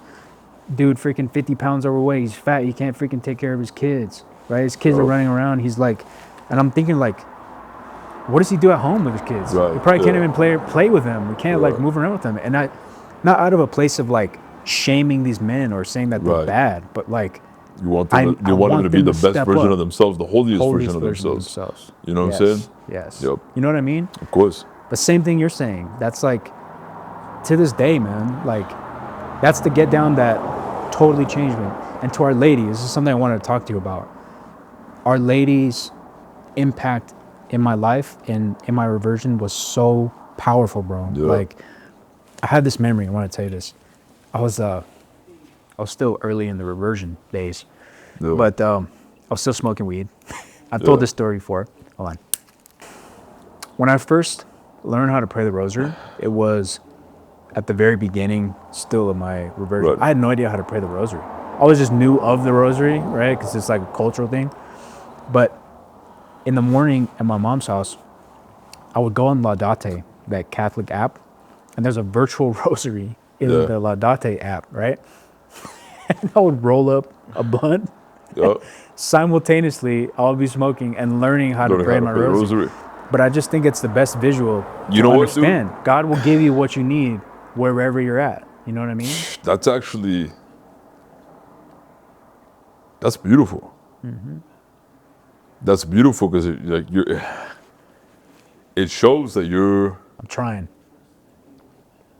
I think that when God sees that, man, God, like, I think, like, imagine, like, your father, and you see your son, and he's messing up, but you see that he's trying. He's trying. And, like, that means everything to you, that he sincerely wants, like, there's something about that that's, like, it's, like, it's very endearing, like if you're, like, when you see your child, it's, like, it's cute. 100%. Like, that's when you pull out the camera, you're like, oh, look, my son, he's so cute. Look what he's doing. Like, he's totally messing up my couch or whatever, but look, he's, he's cute, and he's trying to be big. He's trying to be in whatever. That's you, man. Like, that's right. That's beautiful, man. Powerful visual. That's powerful. Yeah. I think about that now. I'm like, wow. And the same way that you just explained it. And at the time, I was still stuck in, like, I was really big into numerology and astrology. Yeah. All this stuff that I know is obviously demonic now and horrible. But at the time, it was like a big part of my life. And, you know, I would walk around my mom's neighborhood smoking my blunt. And there was this one night, I was really fascinated with this sequence of numbers of 444. Okay? And I just dropped this album called 444. Like Jay-Z. Jay-Z has an album. He does have 444. Yeah. I'm kind of copying Jay-Z, low-key. But, you know, I saw it on this license plate of this car, and I was like, whoa, I was all high. I was like, my angels are with me or whatever. I thought it was so stupid, right? And as I'm walking down the street, there's this house, and my attention is drawn so much to this sign. It's like so well lit, and it's this beautiful image of Our Lady. And on this sign, it says vividly, pray the rosary. Yeah. And I was like, maybe I should pray the rosary. Yeah. And that was like the night before I started to learn, you know what I mean? Which is so fascinating, bro. It's just like how God does this, and specifically Our Lady, because she was so prominent in this first part of my reversion. It was like, come, my son, come here. Let me show you, right? Come here, Mio. I kept hearing this from her, like a good mom. Like my mom, she's like, I love my mom to death. Right. And that's what she did to me. She basically coddled me back and gave me to her son, is what she did. We are in New Mexico. We got those kinds of trucks. Sure. We got the Cholomobiles passing. Man, that's beautiful, man. That's beautiful. Yeah, man. That puts a big smile on my face to, you know, Our Lady, man, always comes through and knows exactly when we need to see something to inspire us to get closer to her son, man. It's humbling, man. Yeah, man. Our Lady's always there, just trying to help us get back to our Lord. Yeah. Man. The rosary has been just probably one of the most impactful parts of my journey in my spiritual life. Right. Because it's a warrior's weapon, man. Yeah. It's really a warrior's weapon. It truly is. Man. There's nights where I would go through these attacks in that room, and all I had at the time was just to clutch it. I would just clutch it on me, and I would just ask her to help me. Please help me. And I would feel better, so I assumed like maybe she'd come handle business for me. I know the demons are super scared of her. They don't want to have nothing to do with her. They tremble. They straight tremble. And but even throughout the course of this like reversion over time, you know, I've had this rosary that my cousin made for me at the beginning of my reversion, and I've had it to this day, 5 years now. It's super, super important to me, and it's third-class relic of like so many different freaking amazing saints, right? Right. My favorite saint is Saint Faustina. I love Saint Faustina. Almost for the same reason, because of the fact that she was like the least likely, right? Like I think she came into the convent, she couldn't read, right? They would make her do like all the like little dumb tasks of like, you know, you do this, you can't really do anything else. Right. From what I know of her, correct me if I'm wrong, maybe no more. But I mean, are you familiar with her? Oh yeah. Her visions as well? Yeah. Oh, dude, her diary, have you read her diary? Yes. Oh my goodness. Yeah, man, she was... Wow. Incredible, you know? Totally changed everything for me at the beginning of my reversion. Reading her diary, and just, I really connect with her in her writing. I feel like I attach myself to her in a way to where I can understand her really well. Yeah. Her style of writing, how she thinks about things. I mean, granted, I'm sure a lot of this is inspired as well. You know what I mean? As she's writing her diary like this. But there was this one time when I was in Oxnard, there was this Polish priest who had come to our parish. Yep. And I knew that he had her relic. I heard this from the previous mass, and I was like trying so hard to get there to see her, right? And I was coming back home from work, and I was tripping, bro. I was like, I have to. I was praying in my mind. I was like, God, please let me see her, right? I was already late. I was coming back home, and I was like 10 or 15 minutes late, and I thought I wasn't gonna make it. Parked my car. On my way into the church, I see this priest walking across the street, and I just knew, like, there she is. Yep. There she is right there. Yep. He has her. And I came up to him. Bro, it's crazy how God will align all this, right? This is all grace. Right. And like clockwork, I walk up to the priest. I'm like, hi, Father, how are you? Introduces himself. Just the most stoic dude ever, right? Yeah. I'm like, are those relics right there? He like pulls them out. I'm like, can I please touch my rosary to her? Is that St. Faustina? And he just doesn't say a word to me. Reveals her, I touch her, and then he tucks her and just walks. He said no words to me other than his name. I was just like, wow, dude, you know? How many times does that happen in your life to where it's like super clear that God's just like, you know, lining looking out for you? Yeah. Yeah, man. Does that happen to you too? Oh, yeah, man. All the like time? every day, man. It's almost like an everyday thing where, it's like I see miracles like every single day, you know, of God just taking care of me, God making sure that things go right. That I do right by as best as I can by my family, my partner, man, my friends, my loved ones, you know, yeah, man, all the time. Like I see, it was crazy because we were in California, and we went to go interview a priest, a Chaldean priest, you know, Father Simon. He's the man. We went to go talk to Father Simon. And on our way there, we were in San Diego, that's where he's from. On our way there, we stopped at this coffee shop because I needed coffee, man. I was like, I need my coffee before I talk to Father Simon. I want to make sure you know, I was like, we were driving from, I think Anaheim, we were in Anaheim, right? We had to drive from Anaheim to San Diego that morning to meet Father Simon. And I'm like falling asleep at the wheel, getting to say, I'm like, yo, I need coffee. So we stopped at San Diego, we get coffee, right? And when we walk into the coffee, and we're actually going to a different coffee shop because my man Roots, he put on the GPS, oh, this is a coffee shop over here, let's go here. We park our truck, and as we're walking, you know, we're walking to this coffee shop, we pass by a different coffee shop. And I pointed out, I said, hey, look, and I tell him, like, yo, check it out, look, why don't we just go in here? And he's like, all right, yeah, this looks legit, let's go in there. We walk in there, and the girl that's at the front, at the register, right? She has her back to us. She was like, you know, cleaning or making coffee or whatever, and she has a sweater with the Blessed Virgin Mary on it, right? And it's like a really cool, really fly sweater. And I see it, I'm like, yo, I like your sweater's really nice. And she was like, I guess she recognized the voice, she's like, hey, she's like, aren't you talking to Father Simon today?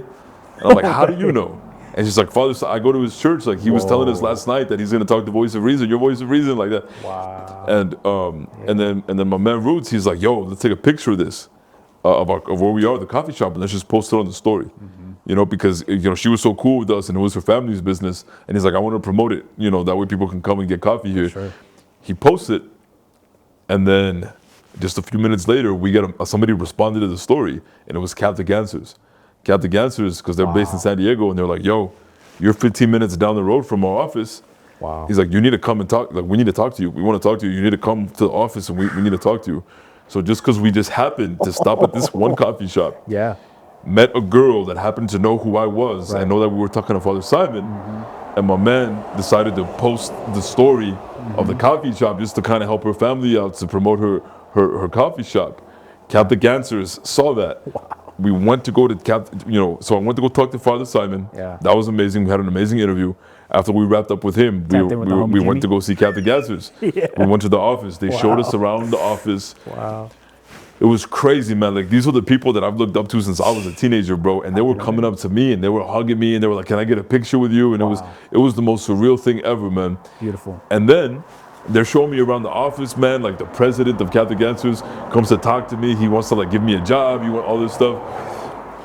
And then he takes me to like where they do their radio show, and they're live on the radio. And we go in, and everyone's at the controls, and they're doing it. You know, they're live on the radio, and it's like a sick operation.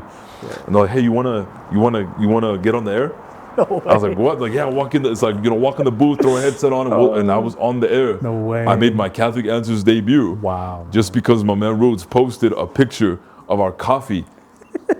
And Catholic Answers saw that we were right down the street, and like, you better come see us. And we talked to everybody. We talked to the president. Wow. We formed a relationship. Now we're going to be involved with them. And you know, I was on the air. I talked to Jimmy Akin. I've been listening to Jimmy Akin since I was a little dude, since I was 14, 15. Salute to the homie Jimmy. Jimmy Akin, man. He's the man. Jimmy Akin is an alien cowboy space pimp from the future. That's exactly what you want. That's exactly what he is, facts, you know, Jimmy. and he's holy, you know what I'm saying? Yeah. And things like that, man. Like there was, and me and Jonathan, we were like in awe afterwards. We're like, bro, this is only because of God. Right. Like this is only, like what are the odds? What are the chances of this? Like this is only because of God. 100%. You know what I mean? It's beautiful, man. It was just, it was so surreal, man. It was incredible. He would just light the way, you know?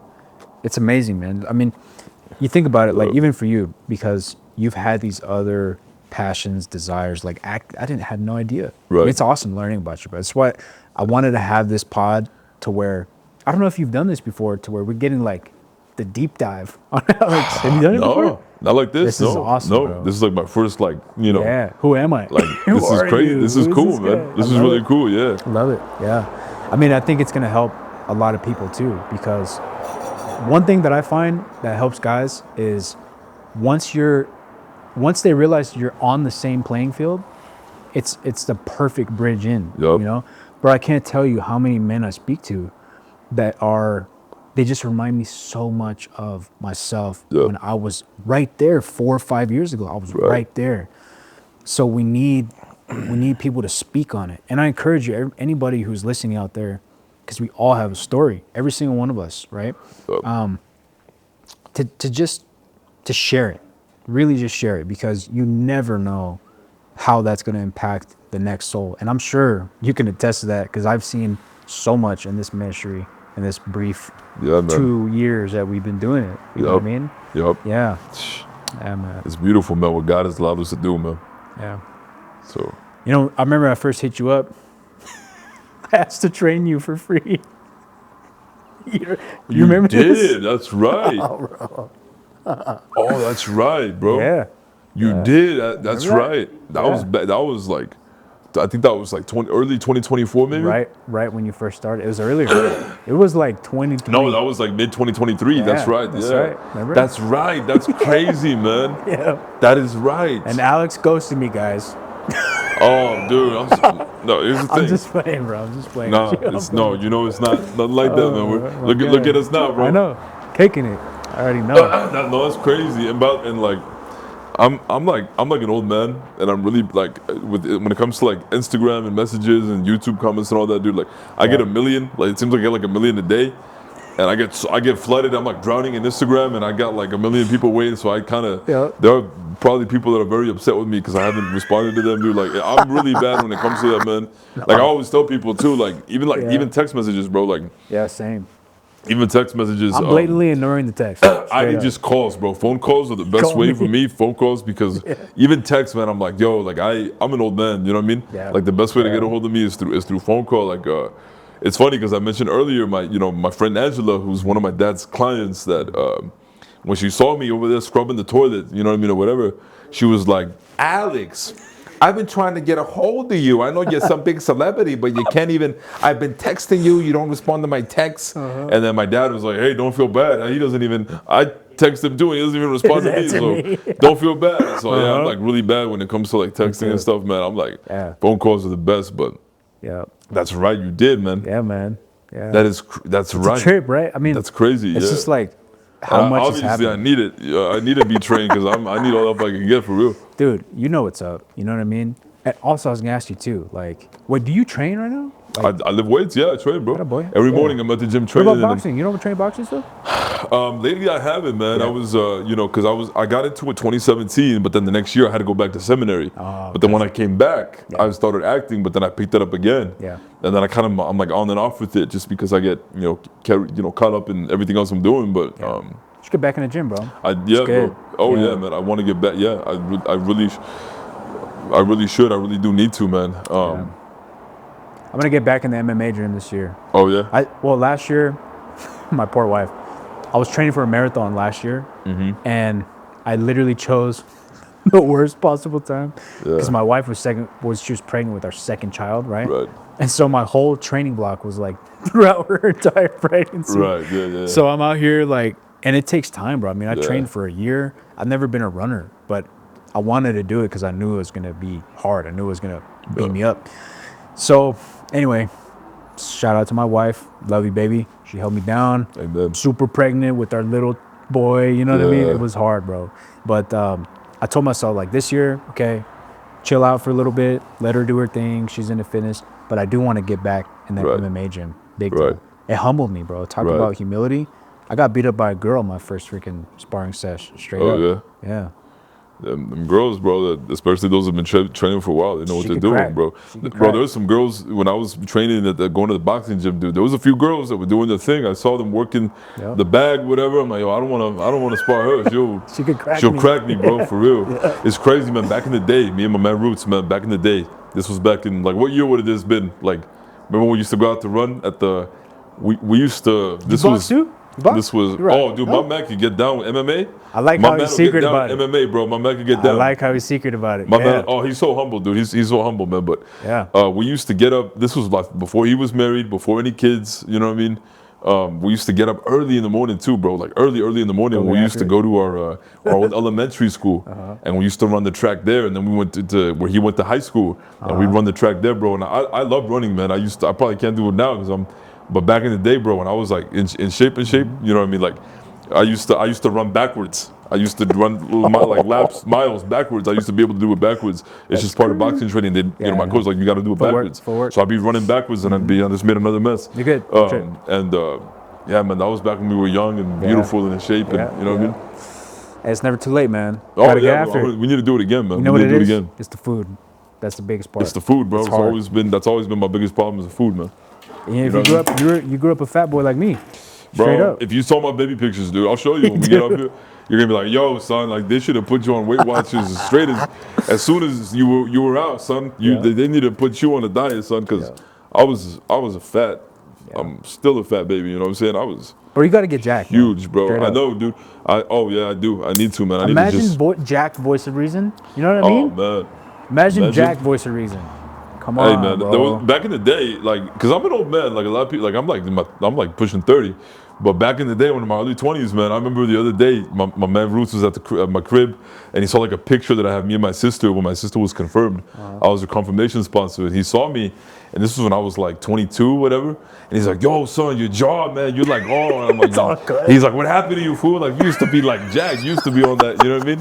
You used to be yoked, son, look at you, you're in the picture, like, your jaw was all defined, and then he'd look at me, and he'd be like, damn, like, what happened to you? I'm like, yo, son, like, you know, we're old, and yeah, man, like, we gotta get, me and my man, we're always talking about too, like, we'll do our trips to California or whatever, we'll eat crazy food and just whatever, all these carbs, whatever, sugar, and then we're like driving back home and we're like all like sick from all the food we ate, and we're like, yo, son, as soon as we get home, man, we gotta get chiseled. I'm like, we gotta get chiseled, man, we gotta, you know what I mean? Every dude's combo. Yeah, man. I mean, dog, honestly, last year, like, I was real lean for a while, and then when I started training for this marathon, if you used to run like that, for sure. Doing road work, boxing, running a lot. But you're so hungry, bro, all the time. Oh my goodness, and especially with my tendencies, which are yours too. If you want to gorge and eat food and binge and all that, I gained a lot of weight. I ran that marathon at 220, bro. 220. I was heavy running that marathon. I'm like right now. I'm like 205 right now, bro. I'm heavy. Like my walk around weight should be like I should be like 180 at the most. I'm like 205 right now. You know what I'm saying? If you're super lean, like you'd probably be like $175. Honestly, I want to get down to $175, 180 in that range this year. You know what I mean? Me too, man. I need to, man. I need to get back to my prime form. You know what I mean? I got you, bro. You know what I'm saying? Yeah, man. Let's do it, man. I got you. Let's do it. That'd be Don't great. ghost me this time. I'm just kidding. Never, bro. Now you know how to call me. Call me straight up on the phone, man. I'm gonna straight call you. That Hey. Instagram stuff doesn't work, ladies and gentlemen. Like Facts. if you're trying to get my Instagram, is not a very good way to get a hold of me, or even right. texting, man. Even like call, phone call. I'm an old man. Call me on the landline. You know what I'm saying? That's Straight the best way up. to get a hold of me. You know? Yep. It's awesome, man. Yeah, man. I love it. What time? Where we at? 8:59. Yeah. Dude, we had a long little yap sesh right now. Wow. Bro, I had so much fun, man. This was a great conversation, man. I'm burnt on the cigars too. I'm not even gonna try again because I ashed all over myself. Oh, I mean, what it is, it's the wind too, man. The wind kind of messes it up. You gotta. It's because with the conversation is so good, you forget to puff on it. You know what I mean? Because to keep it lit, you have to like puff on it like every so often, and then if you forget, and then it'll go out. Because it's no, don't even worry about it, bro. You're good. We're like then this you still whole gotta. part. You could probably save that. You could like tomorrow. You could probably, you know what I'm saying? Yep. Like I said, just cut it again, light it up, and you're good. You know what I mean? Smoking it too, right? I don't need to find a hideout place like you.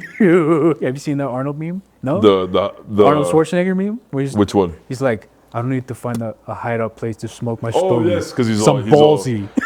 He's like, I don't care what my wife says if she doesn't. I'm a man. I get to smoke whatever. Yeah, he's like, I love my stogies. Yeah. I've seen that. Yeah. My guy. We gotta get chiseled like Arnold, bro. Straight up, it's time. Chiseled like Arnold. My man. Well, thank you again, man. I appreciate it. Both of you guys just coming down. This is amazing. We're in my father's house. Yeah, man. Years later. Beautiful home, man. Beautiful home. Here we are. This is beautiful, man. Like, I want you to know, bro, we're brothers, bro. You and I, we're brothers. You know, I thank you and I thank your pops for letting us here, me and my man, you know, come here and, you know, you guys have treated us so well and, you know, this has been just the best, man. So thank you so much, man. This was an honor and anything you need, bro, you let me know, man. I always got you, man. Absolutely. I'm always happy to do anything with you. You know what I mean? Absolutely. Thank you. And no, I forgot to start in prayer, so I figured we finish. We'll end it. With we'll my end in favorite prayer. Yes, sir. Here we go. Yes, sir. All right. In the name of the Father, and of the Son, and of the Holy Spirit. Amen. Amen. Lord Jesus Christ, Son of God, have mercy on me, a sinner. Amen. In the name of the Father, and of the Son, and of the Holy Spirit. So, from the Spirit. Amen. My brother, God bless you, man. Love you, bro. Thank you so much. Thank you all for watching. Make sure you like, share, and subscribe. Make sure you hit up my man's, all of his pages. Tell the people, man, where to find you and all that. Catholic Warrior podcast at Catholic Warrior Podcast on IG. Yeah, and then I have the personal is Catholic Warrior Fitness. Yep, there you go. IG. This will be on your podcast. It'll also be on my YouTube channel at Voice of Reason. Thank you, brother. Thank you so much. Everyone, make sure you check out my man. Check me out too, whatever it is. Thank you all for watching. Glory to Jesus Christ. Amen.